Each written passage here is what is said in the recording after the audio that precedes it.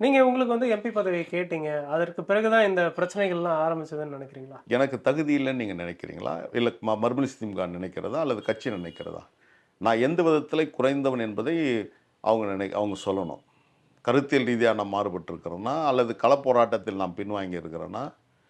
இல்ல என்கிட்ட மொழி வளம் இல்லன்னு நீங்க நினைக்கிறீங்களா? எனக்கு என்ன தகுதி இல்ல? நான் ஏன் ஆகக்கூடாதுன்னு நீங்க நினைக்கிறீங்க? எனக்கு விருப்பம் இருந்தது.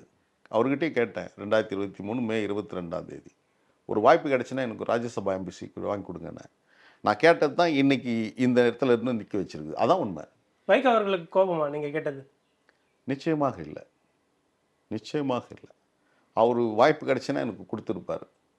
ஆனால் அது பரிமாறப்படுகிறது. மாரி சத்யா வந்து ஒரு ராஜ்யசபா எம்பி வந்தா வாங்கி குடுங்க அப்படின்னு சொல்லி கேட்டார் அப்படின்ட்டு. அதால தான் ஒப்பந்தமே அவங்க போடல. இப்போ எம்பி தேர்தல்ல போம்போது ஏற்கனவே 1+1 வாங்கணும்ல. இப்ப ஏன் ஒப்பந்தம் போடலன்னா, ஒப்பந்தம் போட்டால் நான் ஏற்கனவே வாக்கு குடுத்துருக்கேன் சத்யாவுக்கு. அதை நடைமுறைப்படுத்தணும். அதால தான் நான் அப்போது ஒப்பந்தம் போடாமல் அவங்க வந்தாங்க.